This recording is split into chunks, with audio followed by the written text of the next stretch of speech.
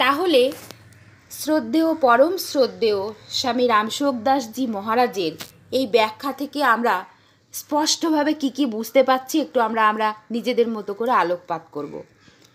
মানুষের আত্মকল্যাণ হয় তিনভাবে। প্রথমত সাধন ভজন করলে, দ্বিতীয়ত শাস্ত্রের কথা মানলে, যেমন মিথ্যা কথা না বললে কল্যাণ হয়, তৃতীয়ত আমি কে বা স্বরূপকে জানলে। আত্মকল্যাণের এই তিনটি পথের মধ্যে সবচেয়ে সহজতম পথ হলো এই ৩ নম্বর পথ, অর্থাৎ আমি কে বা স্বরূপকে জানাটাই সবথেকে উৎকৃষ্ট পথ। এজন্য কোথাও যাওয়ার প্রয়োজন নেই, অর্থ ব্যয়েরও প্রয়োজন নেই, সর্বোপরি এতে কোনো পরিশ্রমই নেই।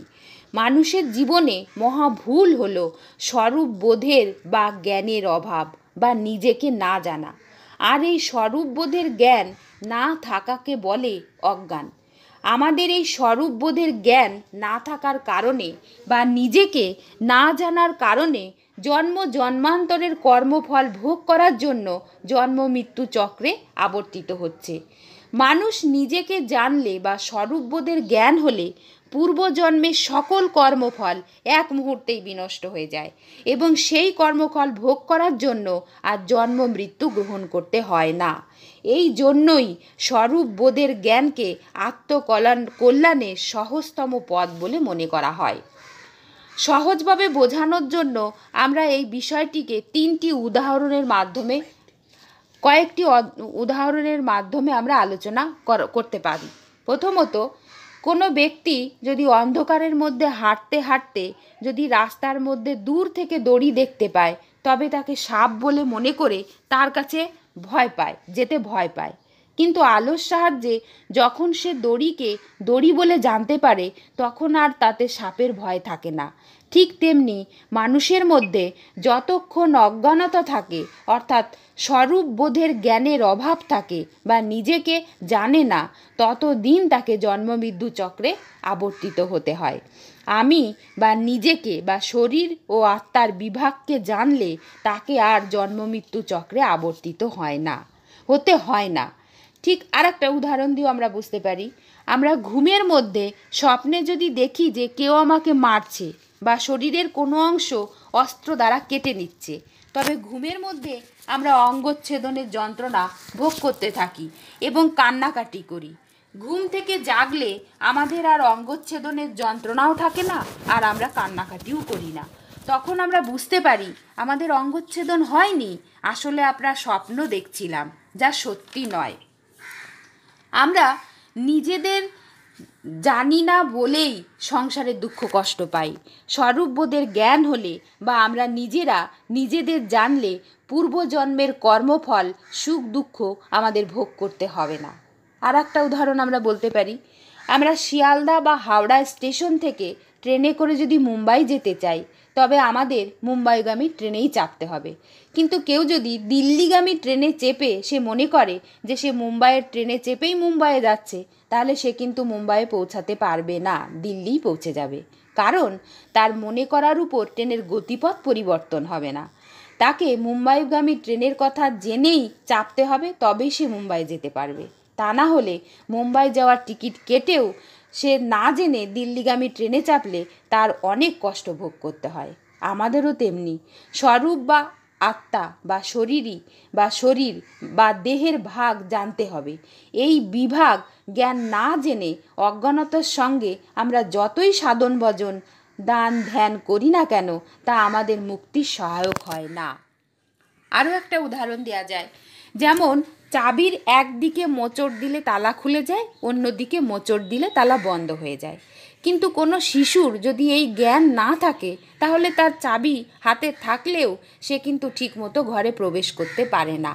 ঠিক তেমনি আমাদের স্বরূপবোধের অভাবে সংসারেই আমরা আটকে পড়ে যাই, ভগবদ্ধামে যাওয়া থেকে বঞ্চিত হয়ে যাই।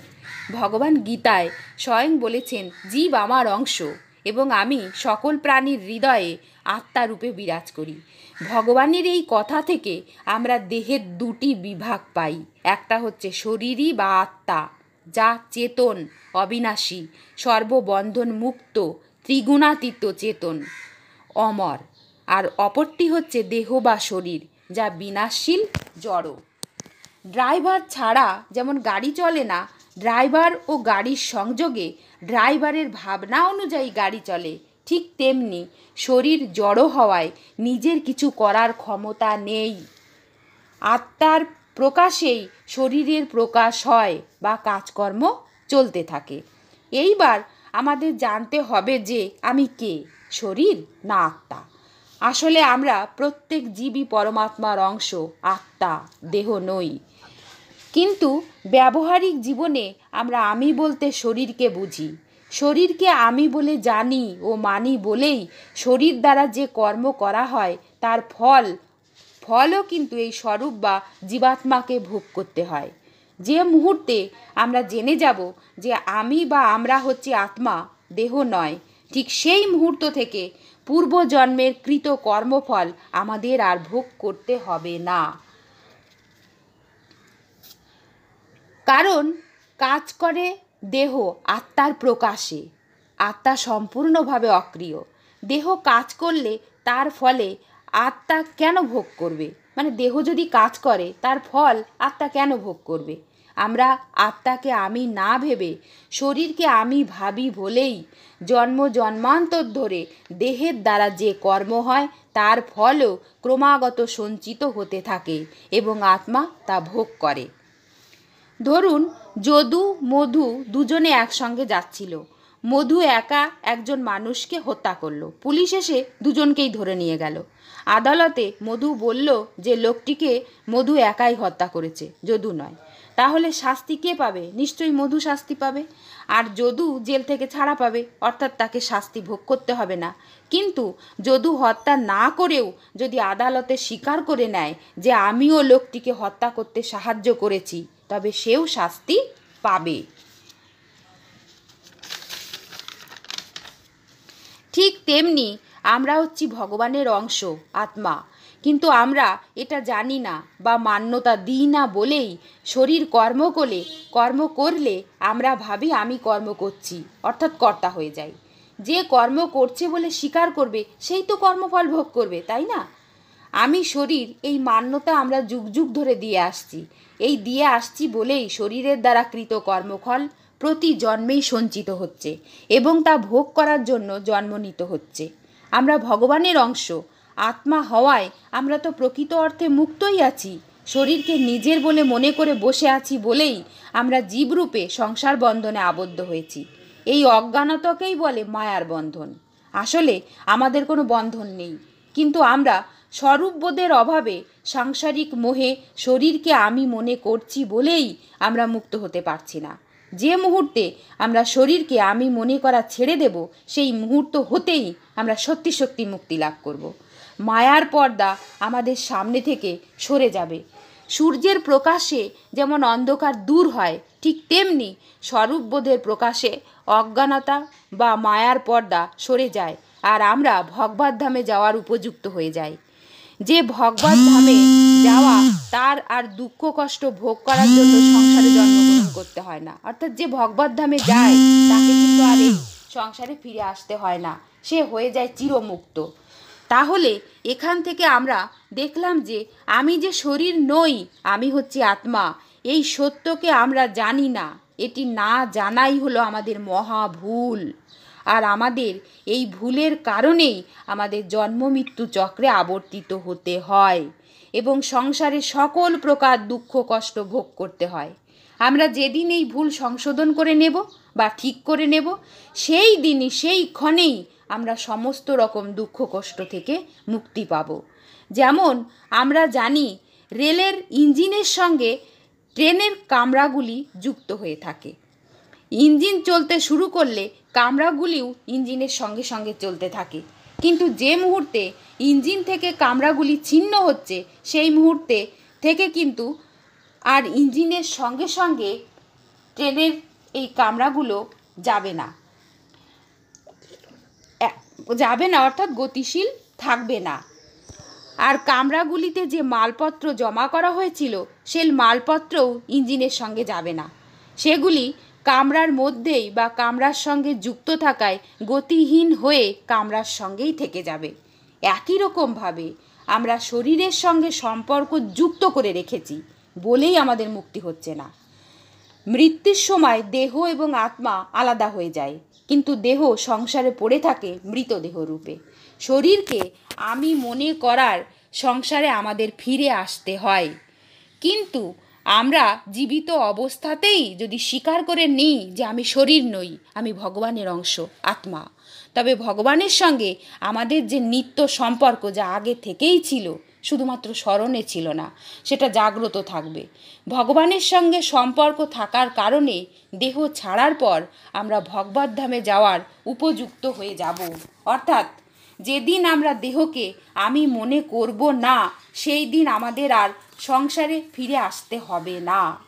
তাহলে আমরা দেখলাম স্বরূপ বা নিজেকে জানাকেই বলা হয় স্বরূপ বোধ, অর্থাৎ স্বরূপকে ঠিক করে জানা বা সেই বোধ, সেটা জ্ঞানকেই আমরা বলছি স্বরূপ বোধ। আর নিজেকে না জানাই হলো অজ্ঞান।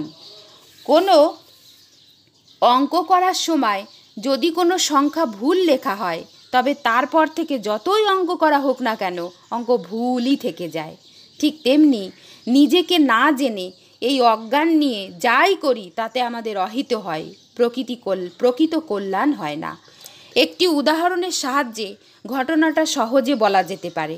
কোনো কোটিপতির ছেলে যদি শিশুবেলায় হারিয়ে যায় এবং তাকে অনাথ আশ্রমে রাখা হয়, সে যদি অনাথ আশ্রমেই বড় হতে থাকে, তবে ছেলের জ্ঞান হওয়ার পর সে নিজেকে অনাথ বলেই জানবে। সে জানে না যে তার বাবা কোটিপতি বা বড়লোক। বড়লোকের ছেলে হয়েও বাবার সম্পর্কে না জানার জন্য সে দুঃখের সঙ্গে অনাথ আশ্রমে জীবন কাটাতে থাকে এবং নিজেকে সে অনাথ বলেই পরিচয় দেয়। কিন্তু কোনো ব্যক্তি যদি তার বাবার কথা বলে, তার সঙ্গে যোগাযোগ ঘটিয়ে দেয়, যে মুহূর্তে তার বাবার সঙ্গে পরিচয় হবে, সেই মুহূর্তেই তার অনাথ স্বীকৃতি বিলুপ্ত হবে এবং বড়লোকের ছেলে বলে পরিচিত হবে। সেই সঙ্গে তার দারিদ্রতার দুঃখ কষ্টও স্থায়ীভাবে দূর হবে। জন্মের পর থেকেই আমরা সংসারে দেহাত্মবোধ, অর্থাৎ আমি দেহ, এই ভাব নিয়ে বড় হচ্ছি। ফলে স্থায়ীভাবে আমরা দুঃখ ত্যাগ করে সুখী হতে পারছি না। এখানেই আমাদের সকল দুঃখের মূল কারণ। কোনো ছেলে বা মেয়ের বিয়ে হলে যেমন তার শ্বশুরবাড়ির সঙ্গে পারিবারিক সম্পর্ক আপনা আপনিভাবেই তৈরি হয়ে যায়, ঠিক তেমনি আমি দেহ এই ভাব নিয়ে আমরা যত কর্মই করি, সেই সকল কর্মের ভালো মন্দ ফলের সঙ্গে আমাদের সম্পর্ক তৈরি হবে। ভালো কর্ম করলে আমাদের পুণ্য হয় এবং সেই পুণ্য ভোগ করার জন্য জন্মগ্রহণ করতে হয়। আবার খারাপ কর্ম করলে পাপ হয় এবং সেই পাপ ভোগ করার জন্য জন্ম নিতেই হয়। ফলে একবার জন্মগ্রহণ করে তার জীবদ্দশায় যে সকল কর্ম করে, সেই কর্মফল ভোগ করার জন্য পুনরায় জন্ম নেওয়া বাধ্যতামূলক হয়ে পড়ে।